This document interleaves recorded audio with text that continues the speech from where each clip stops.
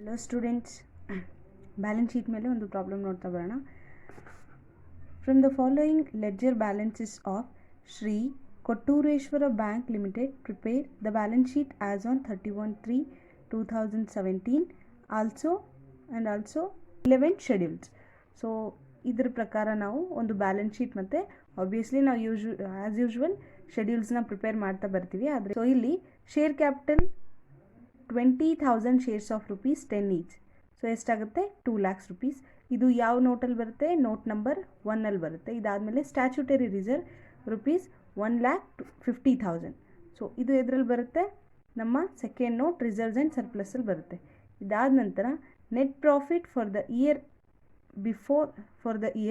Before appropriations. So ಅಂದರೆ appropriation before ಅಂದರೆ ಅಪ್ರಾಪ್ರಿಯೇಷನ್ಸಲ್ಲಿ ಕಂಪಲ್ಸರಿ ಲೆಸ್ ಮಾಡುವಂಥ ಐಟಮ್ ಯಾವುದು? Obviously statutory reserve. ಸೊ ಈ ಅಮೌಂಟ್ ಏನಿದೆಯಲ್ಲ ಎಷ್ಟಿದೆ? 2,50,000 ಸ್ಟ್ಯಾಚ್ಯೂಟರಿ ರಿಸರ್ವ್ ಎಷ್ಟು? 25% ನಾವು ಮೈನಸ್ ಮಾಡ್ತಾ ಬರಬೇಕು. ಸೊ ಮೈನಸ್ ಮಾಡಿದ್ಮೇಲೆ ಒಂದು ಚಿಕ್ಕ ವರ್ಕಿಂಗ್ ನೋಟ್ ಬರುತ್ತೆ. ಸೊ ಏನನ್ನು ಕ್ಯಾಲ್ಕುಲೇಟ್ ಮಾಡೋದು? Calculation of profit. So balance of profit ಅದರ ಜೊತೆ ಸ್ಟ್ಯಾಚ್ಯೂಟರಿ ರಿಸರ್ವ್ ಅದರಲ್ಲೇ ಇರುತ್ತೆ. ಸೊ ಇದಾದ ನಂತರ profit and loss account balance on 1/4/2016. So ಇಲ್ಲಿ ನಮಗೆ 31/3/2017ನ ಬ್ಯಾಲೆನ್ಸ್ ಶೀಟ್ ಪ್ರಿಪೇರ್ ಮಾಡಬೇಕು. ಇಲ್ಲಿ ಆ ಇಯರ್ನ ಓಪನಿಂಗ್ ಪ್ರಾಫಿಟ್ನ ಅಮೌಂಟ್ನ ಕೊಟ್ಟಿರೋ ಕಾರಣ ಇವೆರಡನ್ನ ನಾವು ಆ್ಯಡ್ ಮಾಡಬೇಕಾಗುತ್ತೆ. ಸೊ ಪ್ರಾಫಿಟ್ ಎಷ್ಟಾಗುತ್ತೆ? ಇಲ್ಲಿ ಲೆಸ್ ಮಾಡಿ ಬಂದಿರತಕ್ಕಂಥ ಬ್ಯಾಲೆನ್ಸ್ ಆಫ್ ಪ್ರಾಫಿಟ್ ಪ್ಲಸ್ ಈ 2 lakhs rupees ಆ್ಯಡ್ ಮಾಡಬೇಕು. ಪ್ರಾಫಿಟ್ ಇಷ್ಟ ಆದರೆ ಇದರಲ್ಲಿ ಬಂದಿರತಕ್ಕಂತಹ ಸ್ಟ್ಯಾಚ್ಯೂಟರಿ ರಿಸರ್ವ್ ಅಂದರೆ 25% ಆನ್ 2,50,000 ಪ್ಲಸ್ 1,50,000 ಆಗುತ್ತೆ.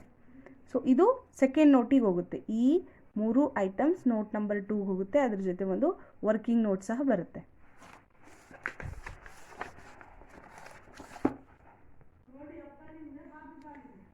ಅದಾದ ನಂತರ ಕರೆಂಟ್ ಅಕೌಂಟ್ಸ್. ಇದು ನಮ್ಮ ನೋಟ್ ನಂಬರ್ 3. ನೋಟ್ ನಂಬರ್ 3 ಏನಿರುತ್ತೆ? ಡೆಪಾಸಿಟ್ಸ್ ಇರುತ್ತೆ. ಸೊ ಅದರಲ್ಲಿ ಈ ಕರೆಂಟ್ ಅಕೌಂಟ್ ಬರುತ್ತೆ. ಎಷ್ಟು? 6,80,000. ಸೊ ಇದಾದ ನಂತರ ಸೇವಿಂಗ್ಸ್ ಬ್ಯಾಂಕ್ ಅಕೌಂಟ್. ಸೊ ಇದೂ ಆಬ್ವಿಯಸ್ಲಿ ಡೆಪಾಸಿಟ್ಸ್ ಅಂದರೆ ನೋಟ್ ನಂಬರ್ 3 ಬರುತ್ತೆ.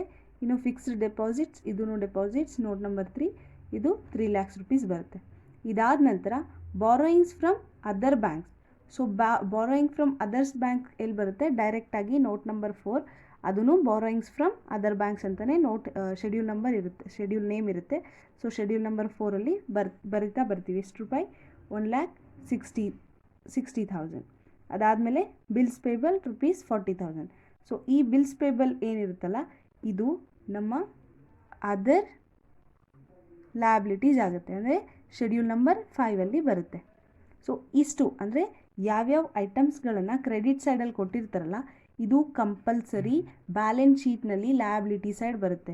ಇನ್ನು ಡೆಬಿಟ್ ಸೈಡ್ ಬಂದಿರತಕ್ಕಂಥ ಕಾಲಮ್ಸ್ ಅಮೌಂಟ್ ಏನಿರುತ್ತಲ್ಲ, ಡೆಬಿಟ್ ಕಾಲಮಲ್ಲಿ ಬಂದಿರತಕ್ಕಂಥ ಅಮೌಂಟ್ ಇದೆಲ್ಲ ಕಂಪನಿಯ ಅಸೆಟ್ಸ್ ಆಗಿರುತ್ತೆ. ಸೊ ಇದು ಕ್ಲಿಯರಾಗಿ ಚೆನ್ನಾಗಿ ನೆನ್ಪಿಟ್ಕೊಳ್ರಿ. ಇದಾದ ನಂತರ ಯಾವ ಐಟಮ್ಸ್ನ ಎಲ್ಲಿ ಹಾಕಬೇಕು ಅನ್ನೋದನ್ನು ಮಾತ್ರ ನೀವು ತುಂಬ ಅಬ್ಸರ್ವ್ ಮಾಡಬೇಕಾಗುತ್ತೆ. ಸೊ ಇನ್ನು ಅಸೆಟ್ ಸೈಡಲ್ಲಿ ಬಂದರೆ cash in hand. So cash in hand ಏನಿದೆ ಇದು ನೋಟ್ ನಂಬರ್ ಅಂದರೆ ಶೆಡ್ಯೂಲ್ ನಂಬರ್ 6ಅಲ್ಲಿ ಬರುತ್ತೆ. ಸೊ 6 ಏನಿರುತ್ತೆ? Cash and balance with RBI. So ಎಷ್ಟು? 2 lakhs rupees ಬರುತ್ತೆ. ಇದಾದಮೇಲೆ cash with reserve bank of India. So ಇದೂ ಇಲ್ಲಿ ಕ್ಯಾಶ್ ಇದೆ ಅಲ್ಲ, ಸೊ ಇದೂ ನಮ್ಮ ಶೆಡ್ಯೂಲ್ ನಂಬರ್ 6ಅಲ್ಲಿ ಬರುತ್ತೆ, cash and balance with RBI. So ಇದಾದ ನಂತರ money at call and short notice. So ನಮ್ಮ ನೆಕ್ಸ್ಟ್ ಐಟಮ್ ಏನಿದೆ? Money at call and short notice. So ಇದು ನಮ್ಮ ಶೆಡ್ಯೂಲ್ ನಂಬರ್ 7ಅಲ್ಲಿ ಬರುತ್ತೆ. ಸೊ ಶೆಡ್ಯೂಲ್ ನಂಬರ್ 7ನ ಹೆಡ್ ಏನಾಗಿರುತ್ತೆ ಅಂದರೆ balance with other banks. So other ಬ್ಯಾಂಕ್ಸ್ನಲ್ಲಿ ಏನಾದರೂ ಬ್ಯಾಲೆನ್ಸಸ್ ಇಟ್ಟಿದ್ವಿ ಅಂದರೆ ಅದು ಶೆಡ್ಯೂಲ್ ನಂಬರ್ 7ಅಲ್ಲಿ ಬರುತ್ತೆ. ಸೊ ಅದಾದ ನಂತರ cash with other banks. So ಇವೆರಡು ಬ್ಯಾಲೆನ್ಸ್ ವಿತ್ ಅದರ್ ಬ್ಯಾಂಕ್ಸಲ್ಲೇ ಬರುತ್ತೆ. ಈ ಎರಡು ನೋಟ್ ಶೆಡ್ಯೂಲ್ ನಂಬರ್ 7ಅಲ್ಲಿ ಬರುತ್ತೆ. ಅದಾದಮೇಲೆ investment in gold security. So gold security ಮೇಲೆ ಇನ್ವೆಸ್ಟ್ಮೆಂಟ್ ಆಗಲಿ ಅಥವಾ ಬೇರೆ ಕಡೆ ಇನ್ವೆಸ್ಟ್ಮೆಂಟ್ ಹಾಕಿದ್ರು ಅಂದರೆ ಆಬ್ವಿಯಸ್ಲಿ ಅದು ನೋಟ್ ನಂಬರ್ 8 ಇನ್ವೆಸ್ಟ್ಮೆಂಟಲ್ಲಿ ಬರುತ್ತೆ. ಇದಾದ ನಂತರ ಇನ್ವೆಸ್ಟ್ಮೆಂಟ್ ಇನ್ ಗೋಲ್ಡ್. ಸೊ ಯಾವುದೇ ಇನ್ವೆಸ್ಟ್ಮೆಂಟ್ ಆಗಲಿ ಇನ್ವೆಸ್ಟ್ಮೆಂಟಲ್ಲೇ ಬರುತ್ತೆ. ಸೊ ನೋಟ್ ನಂಬರ್ 8ಅಲ್ಲೇ ಬರ್ತದೆ. ಇದಾದ ನಂತರ bills purchased and discount. So bills purchased and discount ನಮ್ಮ ಶೆಡ್ಯೂಲ್ ನಂಬರ್ 9ನ ಅಡ್ವಾನ್ಸಸಲ್ಲಿ ಬರುತ್ತೆ. ಸೊ ಅದಾದಮೇಲೆ cash credit and over draft. So ಇದನ್ನು ಸೇಮ್ ಶೆಡ್ಯೂಲ್ ನಂಬರ್ 9 ಅಡ್ವಾನ್ಸಸಲ್ಲಿ ಬರುತ್ತೆ. ಟರ್ಮ್ ಲೋನ್ ಇದು ಸಹ ಅಡ್ವಾನ್ಸಸ್ ಅಂದರೆ ಶೆಡ್ಯೂಲ್ ನಂಬರ್ 9ಅಲ್ಲಿ ಬರುತ್ತೆ. ಸೊ ಇದಾದ ನಂತರ ಪ್ರಿಮೈಸಸ್ ಕಾಸ್ಟ್ ರುಪೀಸ್ 1,20,000 ಅಂತ ಬ್ರಾಕೆಟಲ್ಲಿ ಕೊಟ್ಟು 90,000 ಅಂತ ಔಟರ್ ಕಾಲಮಲ್ಲಿ ಕೊಟ್ಟಿದ್ದಿದೆ. ಸೊ ನಾವು ಪ್ರಿಮೈಸಸ್ ಮತ್ತು ಫರ್ನಿಚರ್ ಇದೇನಿದೆ ಅಲ್ಲ, ನೋಟ್ ನಂಬರ್ 10ಅಲ್ಲಿ ಆ್ಯಸ್ ಯೂಶ್ವಲ್ ಆಗಿ ಬರುತ್ತೆ.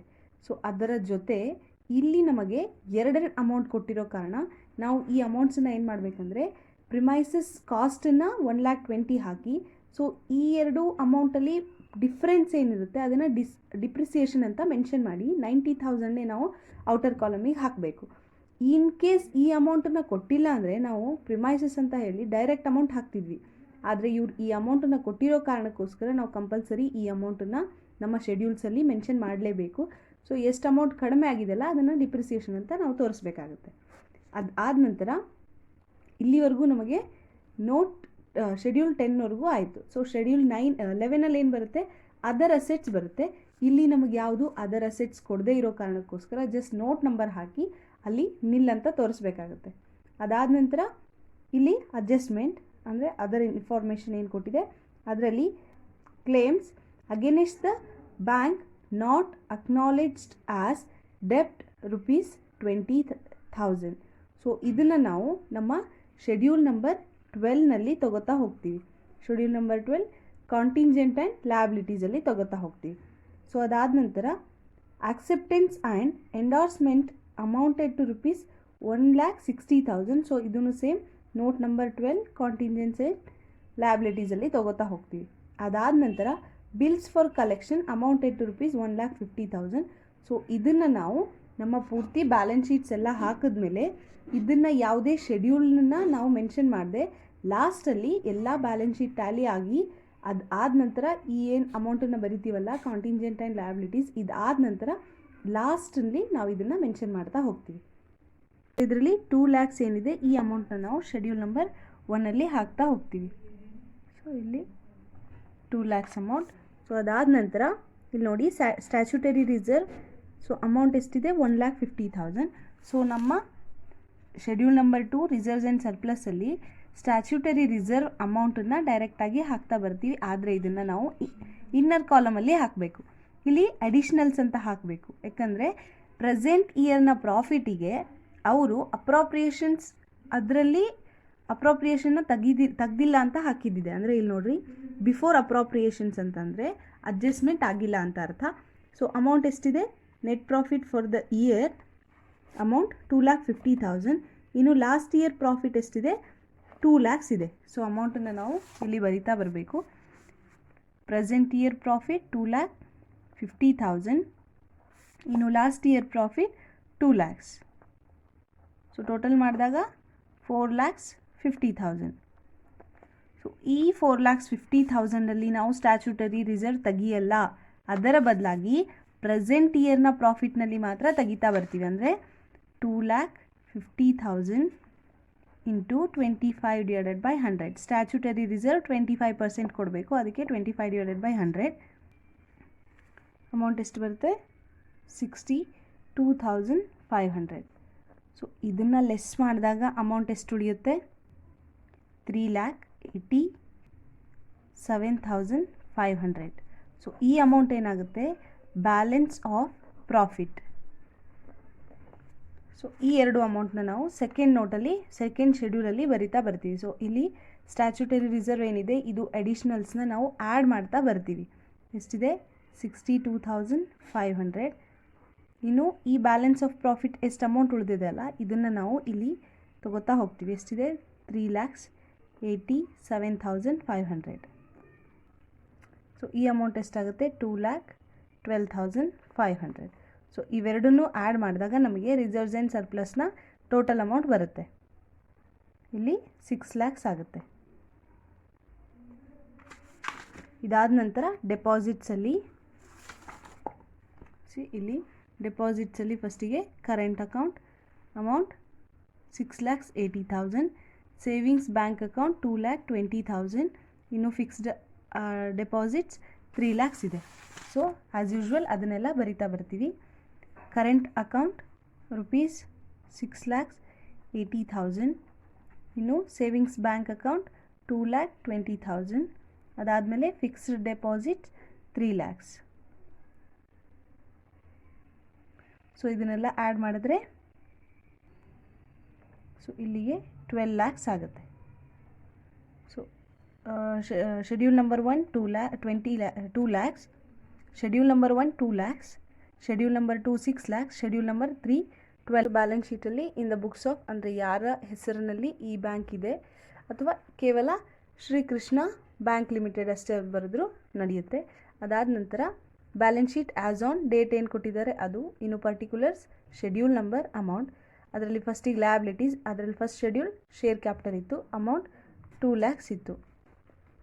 ಇನ್ನು ಇದಾದ ನಂತರ ರಿಸರ್ವ್ಸ್ ಆ್ಯಂಡ್ ಸರ್ಪ್ಲಸಲ್ಲಿ 6 ಲ್ಯಾಕ್ಸ್ ಇತ್ತು. ಸೊ ಅದಾದ ನಂತರ ಡೆಪಾಸಿಟ್ಸಲ್ಲಿ 12 ಲ್ಯಾಕ್ಸ್ ಇತ್ತು. ಇನ್ನು schedule number 4 borrowing from other banks. So borrowings from other ಬ್ಯಾಂಕ್ಸಲ್ಲಿ ಡೈರೆಕ್ಟಾಗಿ ಅವ್ರು ಅಮೌಂಟ್ ಕೊಟ್ಟಿದ್ರು ಎಷ್ಟು, 1,60,000. ಸೊ ಆ್ಯಸ್ ಯೂಶ್ವಲ್ ಡೈರೆಕ್ಟ್ 1,60,000 ನಾವು ಇಲ್ಲಿ ತಗೋತಾ ಬರ್ತೀವಿ. 1,60,000. So total amount 1,60,000.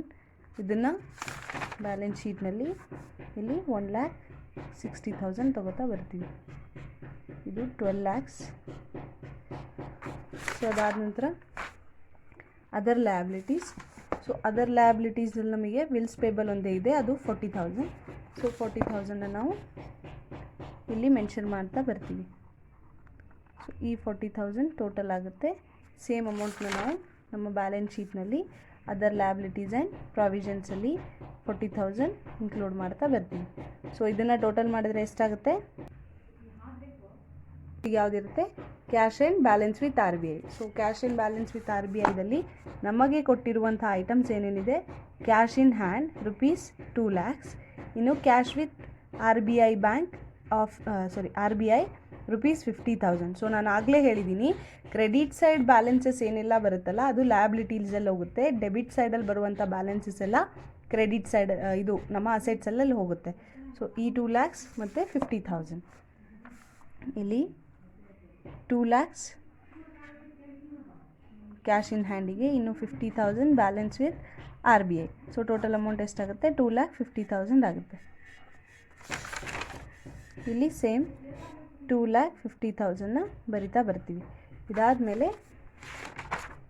Balance with other banks. So balance with other ಬ್ಯಾಂಕ್ಸಲ್ಲಿ ಏನೇನಿದೆ, C cash with other banks 2,40,000, money at call and short notice 1,10,000. ಇಲ್ಲಿ 2,40,000, ಇಲ್ಲಿ 1,10,000. ಸೊ ಟೋಟಲ್ 3,50,000 ಆಗುತ್ತೆ. ಸೊ ಇದನ್ನು ಬ್ಯಾಲೆನ್ಸ್ ಶೀಟಲ್ಲಿ ಹಾಕ್ತಾ ಬರಬೇಕು. ಇಲ್ಲಿ 3,50,000. ಇದಾದಮೇಲೆ ಇನ್ವೆಸ್ಟ್ಮೆಂಟ್ಸಲ್ಲಿ investments in government security 1,40,000, investment in gold 40,000. ಇಲ್ಲಿ 1,40,000, ಇಲ್ಲಿ 40,000. So total amount 1,80,000. Same amount ಇಲ್ಲಿ 1,80,000. ಅದಾದಮೇಲೆ ಅಡ್ವಾನ್ಸಸ್. ಸೊ ಅಡ್ವಾನ್ಸಸ್ಸಲ್ಲಿ bills purchased and discount 3 lakhs, cash credit and overdraft 4,75,000. ಇನ್ನು ಟ್ರೇಡ್ ಲೋನ್ಸ್ 5,25,000.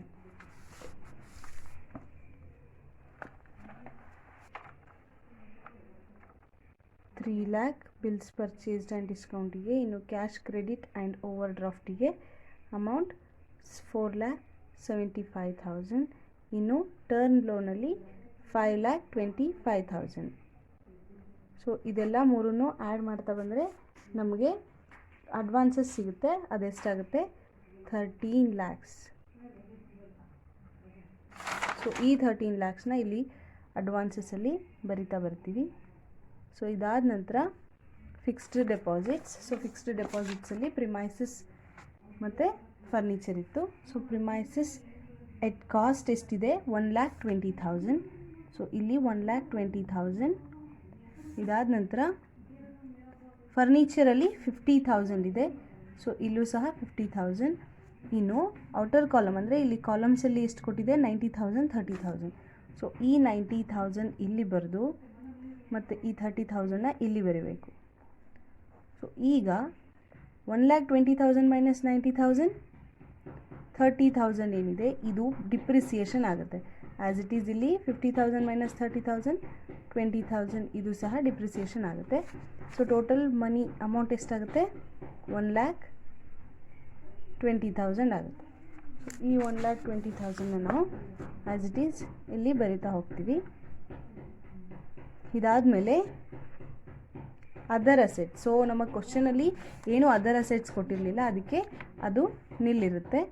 ಅದಾದ ನಂತರ ಕಾಂಟಿಂಜೆಂಟ್ ಸೈಡ್ ಲಯಬಿಲಿಟೀಸ್.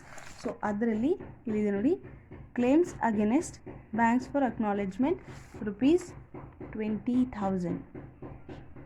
ಅದಾದ ನಂತರ acceptance and enhancement amounted to ₹1,60,000. 1,60,000.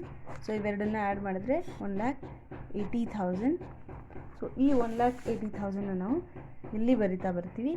ಆದರೆ ಇದು ಟೋಟಲ್ ಅಸೆಟ್ಸ್ ಆಗಬೇಕು. ಸೊ ಟೋಟಲ್ ಅಸೆಟ್ಸ್ ಎಷ್ಟಾಗುತ್ತೆ ಆ್ಯಡ್ ಮಾಡಿದಾಗ 22 lakhs ಆಗುತ್ತೆ. ಇದು ಸಹ 22 lakhs.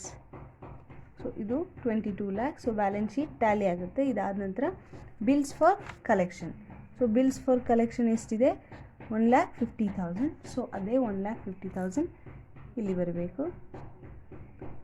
ಸೊ ಇವೆರಡು ಐಟಮ್ಸ್ ಬ್ಯಾಲೆನ್ಸ್ ಶೀಟ್ನ ಹೊರತುಪಡಿಸಿ, ಅಂದರೆ ಇದೆಲ್ಲ ಟ್ಯಾಲಿ ಆದ ನಂತರ ಬರಿತಾ ಬರ್ತೀವಿ. ಸೊ ಇಷ್ಟನ್ನು ಮಾಡಿದ್ರೆ ನಮ್ಮ ಬ್ಯಾಲೆನ್ಸ್ ಶೀಟ್ ಪ್ರಿಪೇರ್ ಆಗುತ್ತೆ.